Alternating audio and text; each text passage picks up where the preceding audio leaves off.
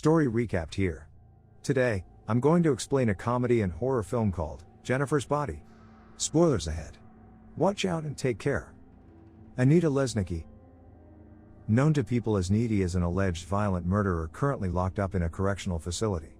Needy is known for her alleged crimes and receives hundreds of letters every day from people cursing her to hell or begging her to accept Jesus Christ into her heart. Innocent or not, the scars on her body tell a different story. After kicking a doctor on the chest at the cafeteria, Needy is sent to solitary confinement. She wasn't always like this. Believe it or not, there was a time when she was considered normal. Enclosed in darkness, Needy thinks about the past several months. She came from Devil's Kettle, Minnesota. The town is named after a local waterfall. The thing is, nobody knows where the water goes. One time, a group of scientists dropped a bucket of red balls into the whirlpool, but nothing ever resurfaced. Here, in this little town where almost nothing interesting ever happens, is where it all went down. Needy is living a relatively normal teenage life.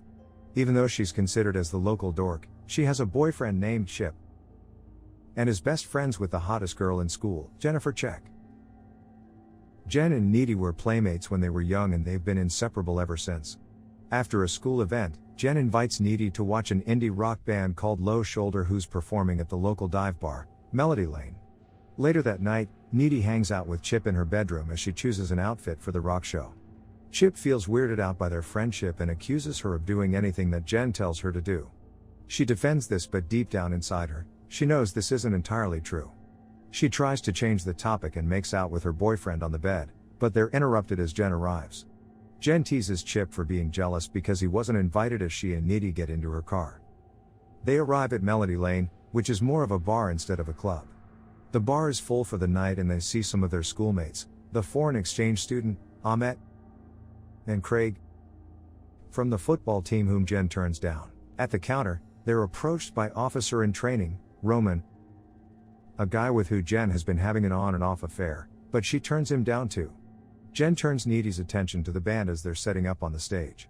She drags her nerdy best friend and introduces themselves to the lead singer, Nikolai Wolf.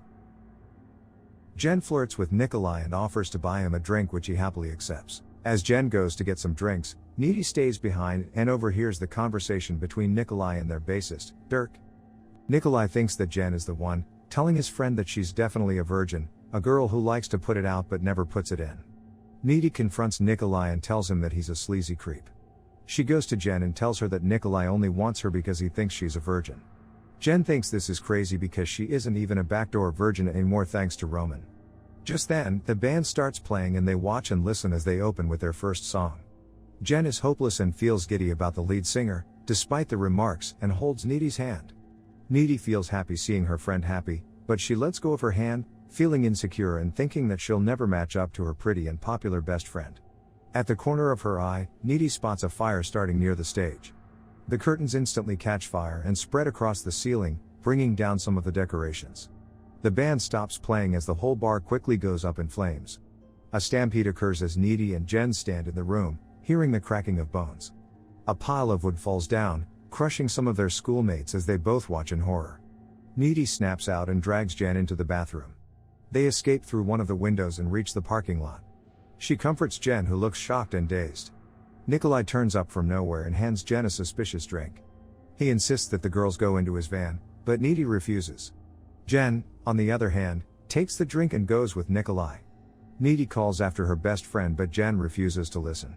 As she watches Jen go inside the van, Needy knows something bad is about to happen. Meanwhile, Melody Lane is burned to the ground. Needy makes it home and calls Chip and tells him about what happened. Suddenly, her doorbell rings. She keeps Chip on the phone as she goes down to investigate, but when she opens the door, nobody's there. Needy hangs up the phone and then spots a shadow in the hallway. She slowly walks to the door and opens it, but the closet is empty too.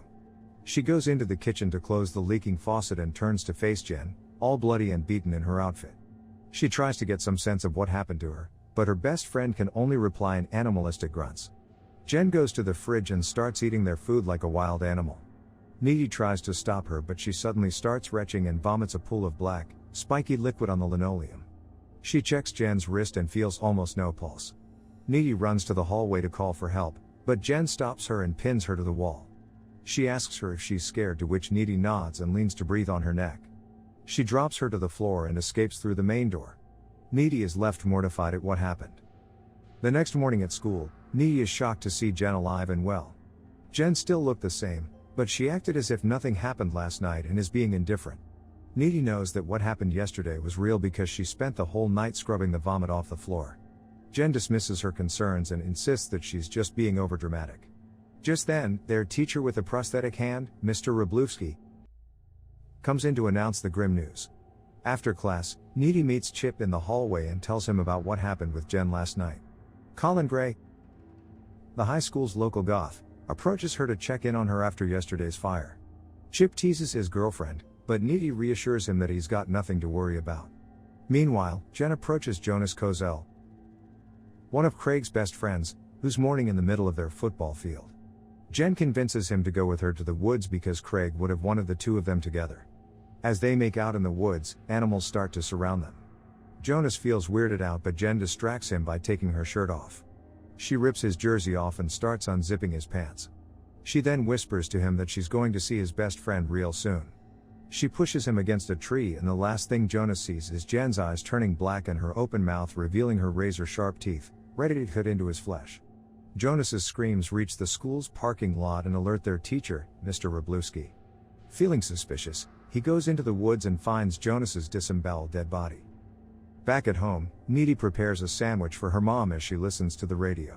Since the fire, Nikolai's band, Low Shoulder, has been getting tons of positive publicity. As they talk over their meal, Jonas is taken out of the woods through a body bag by the police, while the killer, Jen, takes a bath at a nearby lake, washing away all the evidence of her bloody feast. Later that night, Jen is on the phone with Needy telling her about her perfect day. After killing Jonas, she finds herself transformed, feeling no pain, even burning her own tongue. Needy gets another call and it's her boyfriend, Chip. Needy hangs up on Jen and meets with Chip at McCullum Park. He tells her that the police are over at Kozel's house and that Jonas was found dead in the woods. Needy says that with the fire and the killing, it can't be a coincidence. Chip is horrified but reassures her that things will get better. A month after the fire and the killing of Jonas Kozel, the town found its way to slowly heal. The national news picked up the tragedies of Devil Kettle and milked it as much as they could.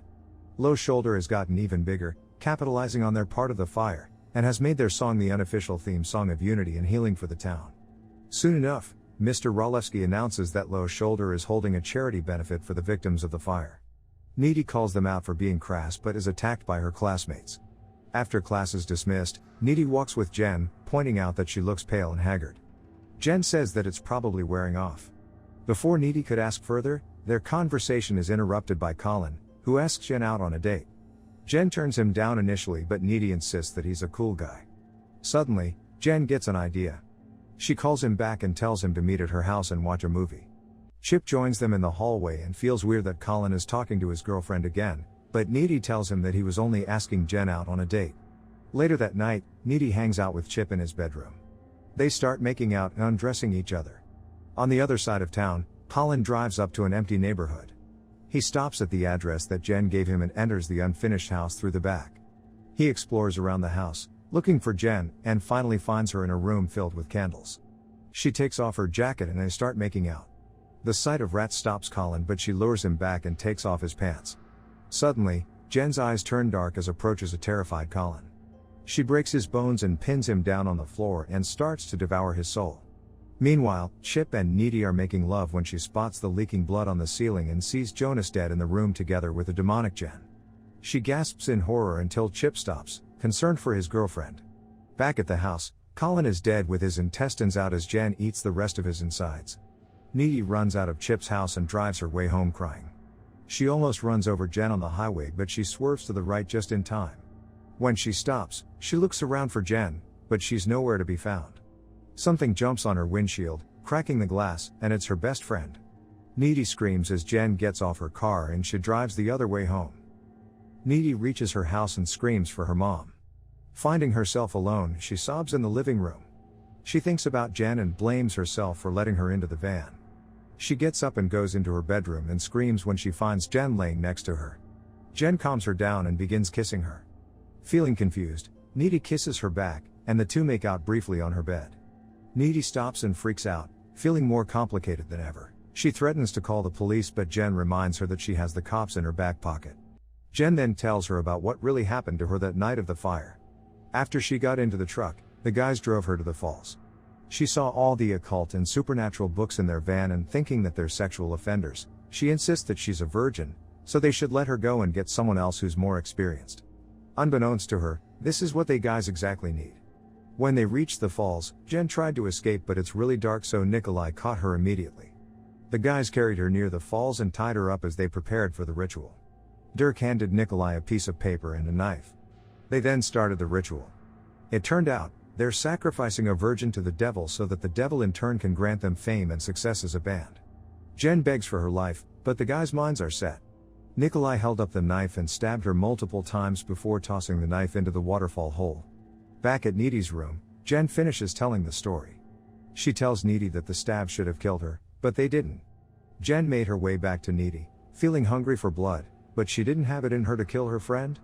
On her way home, Jen approaches Ahmet, who's just leaving the scene of the fire, and makes him her first victim. Jen tells a shocked Needy that when she's eaten and full, she's unkillable. She can now withstand virtually any injury without pain and heal instantly. Needy brings up their encounter in her car, but Jen quickly dismisses it. She then demands Jen to leave, and she does so by jumping through Needy's second-floor bedroom window. Needy attends Colin's burial the next morning. She has to stop Jen in any way she can. She starts researching about demons in the occult, and a way to stop her friend from killing any more boys. Chip meets up with her at school and brings up the school dance. She tells him that they shouldn't go to the dance at all, but he's really more concerned about behavior. They go to a quieter place, and Needy finally tells Chip the truth about Jen. It turns out that Nikolai made a mistake when they sacrificed Jen because she wasn't a complete virgin anymore since junior high. According to Needy's research, if the human sacrifice is impure, the result may still be attained, but the demon will remain in the host's body, who will continue to feed its thirst for blood. Chip refuses to believe her, which prompts Needy to break up with him. As the whole school prepares for the dance, Needy worries about Jen's next victim. At Chip's house, his mother gives him a can of pepper spray, which he takes hesitantly.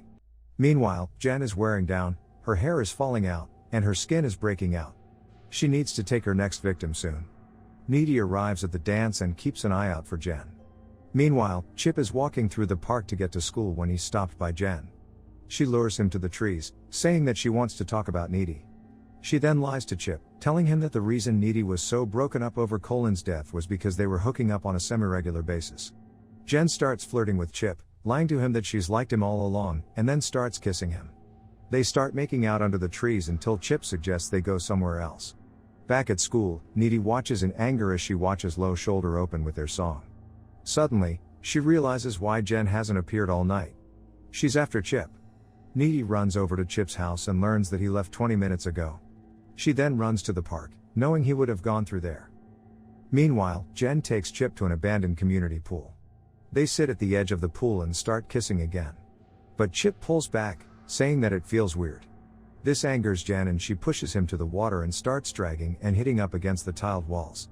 Needy arrives just in time and finds Jen eating her boyfriend's neck. She jumps into the pool and tries to drown her former friend. She goes back to Chip, who's still alive but bleeding, and tosses her the pepper spray. Jen resurfaces from the water and she sprays the bottle at her. She screams and vomits black puke all over them. Jen starts levitating and steps outside the pool. Needy and Chip get out of the pool. Needy finally confronts Jen, telling her that she was never a good friend. Jen always wants what she wants. Needy accuses her of being insecure and tells her that she's no longer socially relevant. Jen screams at her and threatens to eat her soul, but when she lunges towards her, Chip brings up the broken pool cleaner and stabs her in the torso. She pulls out the pole, in pain but still alive, and walks away from her former friend. Needy then comforts Chip. They apologize to each other and declare their love for each other, but it's too late. Chip has been bleeding too fast and has lost a lot of blood. He slowly fades away and dies as Needy sobs by his side. Needy goes back home in her torn and ruined dress. She has nothing to live for now, but she can still do something right. She's going to stop Jen no matter what. She cleans herself up and marches her way to Jen's house.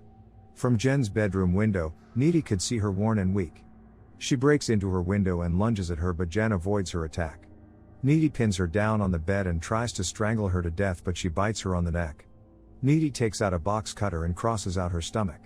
Jen starts levitating from the bed and they struggle midair. Needy grabs their friendship necklace and this stuns Jen, prompting her to fall back to the bed.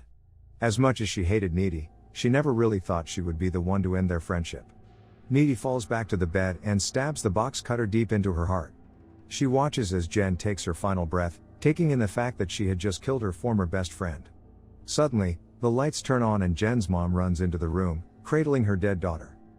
At the correctional facility, Needy is still in solitary confinement and everything is going according to plan.